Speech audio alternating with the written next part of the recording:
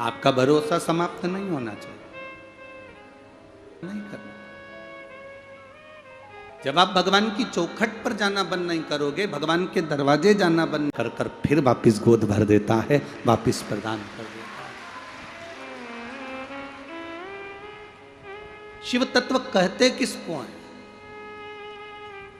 जिस दिन दुनिया के लोगों को मालूम पड़ जाएगा ना कि शंकर है क्या, शंकर का मतलब क्या होता है, शिव का मतलब क्या होता है, शंकर की कथा का मतलब क्या होता है, शिव महापुराण की कथा का मतलब क्या होता है, जिस दिन दुनिया के लोगों को मालूम पड़ जाएगा कि शिव तत्व है क्या। जैसे कौड़िया में रहने वाले लोग ही भगवान शंकर सहस्त्रेश्वर महादेव को नहीं पहचान पाते, दूर दूर कहीं शंकर का मंदिर होगा वहाँ चले जाएंगे, पर अपने गांव में अगर शंकर का शिवालय है, कौड़िया गांव में सहस्त्रेश्वर शिवलिंग विराजा हुआ है, तो उसकी आराधना और उस मंदिर की प्रसिद्धि इतनी बना दो कि दुनिया के लोग उस मंदिर में दर्शन करने के लिए आए।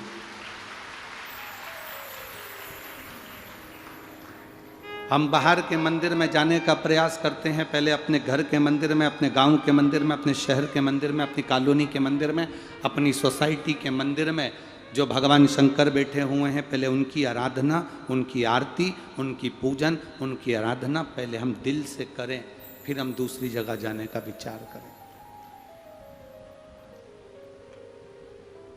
कई लोग ऐसे हैं जो आज तक शंकर भगवान को नहीं पहचाने, जिनकी बुद्धि में शिव तत्व नहीं आ पाए। एक पत्र आया है, देखिए। मेरे खुद का मकान नहीं था, किराए के मकान में रहते थे। बाबा की कृपा का ऐसा वर्णन क्या करूं गुरुदेव, केवल टीवी के सामने शिव महापुराण की कथा सुनी, आपके पास कहीं पंडाल में जाकर नहीं पहुंच पाई, पर जब भी टीवी के सामने कथा आती थी, आसन लगाकर बैठती, कथा सुनती। बाबा ने मेरा खुद का रायपुर में मकान दिया, मैं बाबा को धन्यवाद देती हूँ।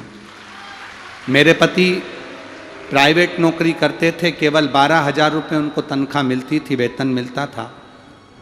12,000 में इतने बड़े परिवार का गुजारा कैसे चले।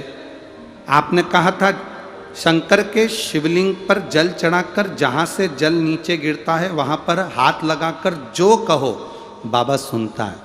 मैंने उसी स्थान पर हाथ लगाकर बाबा से कहा, बाबा मेरे पति प्राइवेट नौकरी करते हैं, उनकी तनख्वाह 12,000 रुपये मिलती है, गैस की टंकी हो गई, लाइट हो गया, भोजन हो गया, मेहमान पावने हो गए, कुछ भी नहीं बचता, आप कृपा करो।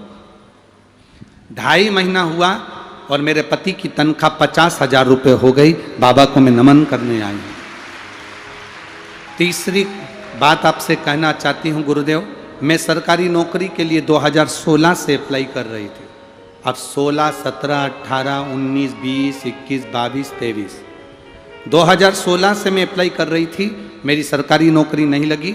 आखिरी में मैंने बाबा से कह दिया, बाबा मेरी नौकरी नहीं लग रही तो अब मैं एक भी फॉर्म नहीं भरूंगी।